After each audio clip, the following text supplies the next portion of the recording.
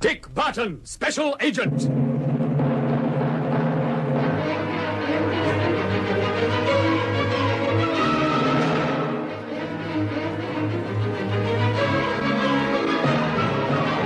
Dick Barton and Jock Anderson, in the guise of post office telephone engineers, are on their way to Kramer's house in the hope that they can gain entrance to the place and sabotage the secret weapon. This will allow Colonel Gardner and his men to attack. Meanwhile, Kramer is trying out the secret weapon and the antidote. Blom, the half-wit, has been instructed in their use and is directing the rays at Snowy and Wrangle. Wrangle has been protected with the antidote, but Snowy White has not. Sorry about this, my boy. Not your fault, sir. Would it help if I close my eyes? I'm afraid not. Oh, well, it hasn't been a bad old life. Here it comes. Pull, lever, so. I can't feel anything, can you? Shh. The ray doesn't operate until the third switch is pulled down. Blom's only pulled down 2. Do you know? What? I believe he's forgotten the third switch. Look at him. He thinks because the generator's making a noise that the machine is working. You die. Look, here's your chance. Eh? Pretend your eyes hurt you. Pretend you're in agony. Scream. Yes, make them think the weapon is working. Oh, I get you. Here. Oh! Oh, my eyes! You swines! What have you done to my eyes? They hurt! I can't see! Wrangle! Wrangle, do something! Do something for me! I can't see! I can do nothing, my boy. Trauma! So good! Please! Please help me, for heaven's sake! Keep it up. Blink your eyes hard to make the tears come. Then keep them shut. Wrangle! Wrangle, I'm blind! I can't see anymore! What can I do? Switch off, Bob. Switch the machine off. It worked, Kramer. It worked. You unspeakable swine, Kramer. What's the matter, Wrangle? You're all right, aren't you? Yes, but this man is blind and condemned to a lingering death, and any other unfortunate people who are in line with the ray. Excellent. I could have hoped for nothing better. Why don't you join us, Wrangle, you fool? Together the three of us will control the whole world. I'd rather you directed the ray at me and let me die. Very noble, but unutterably foolish. Still, why waste time I talking? would have liked to have had Wrangle with us. Why? Before we parted company, we'd begun to work together on a new interplanetary rocket. My dear Thurgood, you will have quite enough to cope with on this planet once we are the masters, without traveling to Mars or Jupiter. Can't you do something for me eyes, sir? Please, I can't see. And I'm afraid you will never see again, will you, sir? No, not only that, but I fear that the action of the ray upon the eyes is only the first symptom. From the eyes, the effects travel to the brain. It takes some little time. And I'm afraid we shan't be able to wait to see those effects, Mr. White. If I could only get my hands round your throat just for a minute, But you can't. Blum? You've done very well. Now take these 2 men and throw them in the cellar, out of the way. Get up. You don't think we should take Wrangle with us? No, he'll only be a continual nuisance and a possible menace to our safety. Now take them both away, Blum. Men like you always come to the same unpleasant type of end, Kramer. Keep your mouth shut, you old fool. Get them out of here, Blum. Where are you? Where are you, Wrangle? I can't see you. Give me something for me eyes. Anything. Now what? Go and fix this weapon in the plane, ready for action. We strike at once, then? As soon as we can. I'll give instructions for the parts to be cleared from the plane to the runway on the airfield. I must confess, I'm expecting cars loaded with police to arrive at any moment. Yes, there is that possibility, but we can be ready for them, I think. With this weapon? We could use that weapon, but it complicates matters. I think we might prepare a little surprise packet somewhere in the drive, just in case. Now, let me see. I think...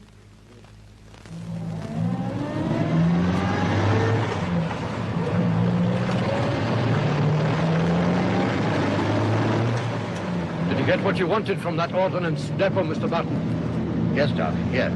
Take a look. Recognize it? Whew, I'll say I do. Useful sort of thing to have around. What do you intend doing with it? Well, it depends on what happens at Kramer's place. But it may come in handy before the morning's out. Let's just run over the plan of campaign again, eh? Well, we're nearly there now. This is what we do. Once we're inside the grounds, we'll take a walk round the house, pretend to be following the telephone wires. If we can get a line on the place where the secret weapon's located, and I suspect it'll be in the plane by now, ready for moving off, then I'll have a bash at sabotaging it. But what if the weapon is in the plane and the plane is under a strong guard? In that case, I shall leave you outside and I shall go inside and see if I can collar the antidote. And if that's already in the plane under guard? You think of everything, don't you? Just as well to look ahead. Well, if we can't get at the weapon or the antidote, we'll just have to kill Kramer and Thurgood. How? Preferably with our bare hands. The more I think about it, the better I like the idea of killing those They two. sound the right sort of people to kill. What's the time now? 10:30. And this is the road we want.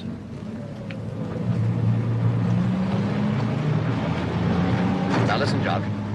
If I should be inside the house, or separated from you for any reason, Aye? well, you take the very pistol, and if I can grab the antidote or sabotage the weapon, as soon as I've done that, it'll be safe for Colonel Gardner to attack. How shall I know? I'll whistle this tune. I get you. As soon as I hear that tune, I fire the very light. That's it, and don't hang about from then on, because I shouldn't be surprised if things don't start to warm up. You sure they don't expect me to clear off and leave you, do you? Of course, don't hang about whatever you do. Oh, no, you don't. I'll stick around till we're both out. Much better if... Hello, here we are. Here's the house. Now let me do most of the talking. Okay. Here, look, Mr. Barton. They're digging the drive up. Hey, mate.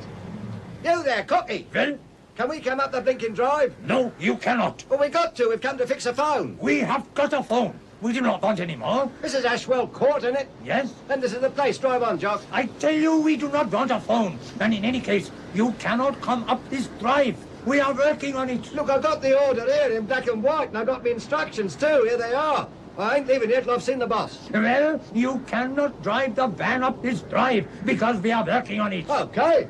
Well, walk up your blooming drive. We ain't fussy. Come on, Jock, and bring the tools. Right. Give us a hand, will you? Of course. Give me that thing, Jock. This is a nuisance. Can't be helped. Here, put it in the tool bag. That the lot? That's a lot. Here goes, then. I better come with you. That's all right, mate. We can find our way to the front door. I dare say. But our boss does not like strangers snooping around the joint. What do you mean, snooping? We've come here to fix a telephone. It won't take us 10 minutes. Very well, come with me. But do not tread any more on this drive. Cool. Bit fussy about your drive, ain't you? Won't hurt to tread on it, will it? Yes, it will. Come on. Keep on the ground. All right, all right. We'll stay off your drive. Don't worry. Come on, Jock. Sooner we get this here job over and done with, the better. Don't seem to like us here. We do not like strangers. Now, you stay outside here while I go and see the boss. Okay, tell him it won't take us more than 10 minutes. Yeah. Better take the correspondence as well. All right, give it to me. Now, you stay here and do not go snooping around. Don't worry, mate. Well, so far so good. Yes. Take a look over here, Jock. There's the shed, with the plane in it. Aye, and there's about 6 chaps hanging around outside the door. Keep looking up, Jock, as though you're studying the telephone wires, just in case there's anybody watching us. If the weapon's already mounted inside that plane, we've had it. You'll never break through that bunch in the door. No, I guess you're right. That means we've got to get inside.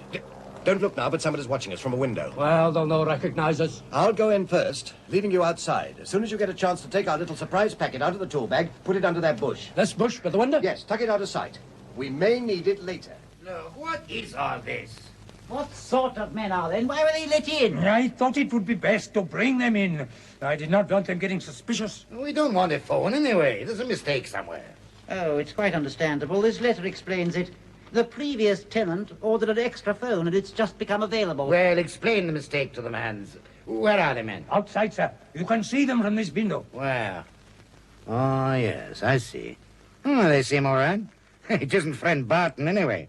I'll tell them we don't want an extra phone and let them go. Yes, sir. Have you finished that little job in the drive? Yes, sir, it is all finished. Good. Splendid. Well, it looks as though we're practically ready then, sir. Yes, practically ready. Here he comes, Jock.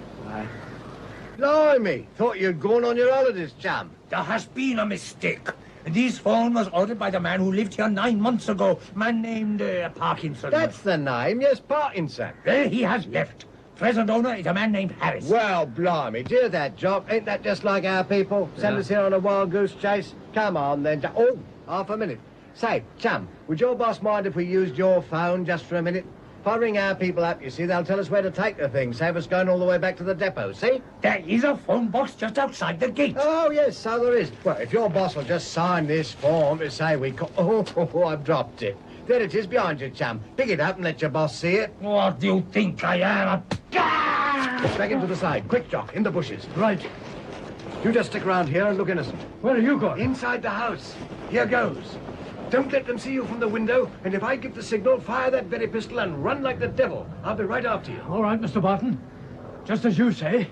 I think we're all right. The men on the drive can't see us here. What's your plan? As agreed. Try for the weapon or the antidote. If not, I shall kill Kramer. Good luck. I'll keep this monkey wrench. It might come in useful.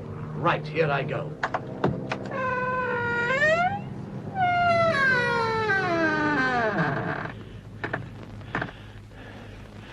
So, my dear Thurgood, we stand on the threshold of our adventure.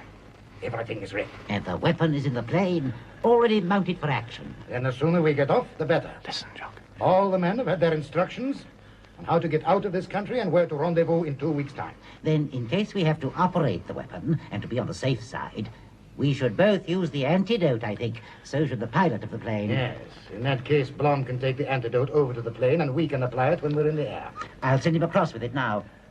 Blom? Blom, come here a minute. What's happening, Mr. Barton? They're calling Blom. They're going to give him the antidote to take over to the plane. It couldn't have worked better. You mean we'll get him as he comes out? Yes. Flatten yourself against the wall by this door. That's it. As he comes out, I'll let him have it.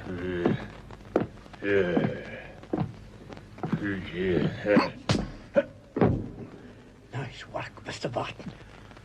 Here's the stuff we want. Grand. Now then, you take it and get cracking, Jock. Dodge through the bushes and then fire the very light. What about you? I'll hold friends Kramer and Thurgood. Go on, beat it, quick. I don't like leaving. That's an order, beat it. And when you fire the very light, make sure they don't spot you. Okay. I'll see you later. Yes. Things appear to have worked out very well, Kramer. Yes, very well. It's a pity we shan't be here to see the reception which Barton and Gardner will get. What? Were you arranging a special reception for me, Willie? No, keep your hands well up. And you, Brother Thurgood. In the nick of time again, eh, Barton?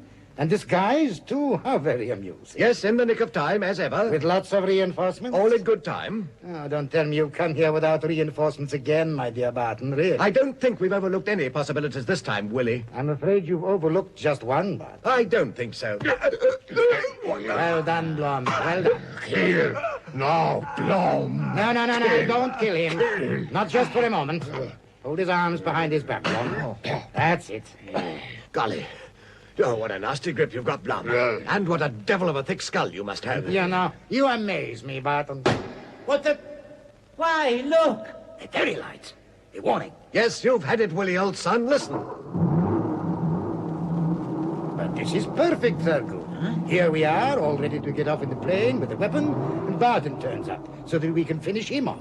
And here, I'll be bound, are cars full of police. And, of course, Colonel Gardner. Precisely, Willie. And, of course, the lady friend. Possibly. Excellent. Now, before we kill you off, Barton, you can wait with us and watch the cars come roaring up the drive. You see, I have had it specially mined in readiness for them.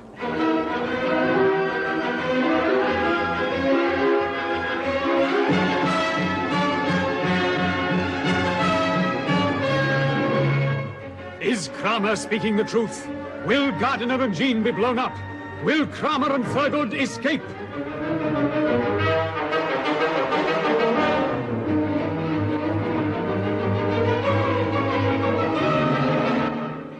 Listen to the next installment of Dick Barton, Special Agent.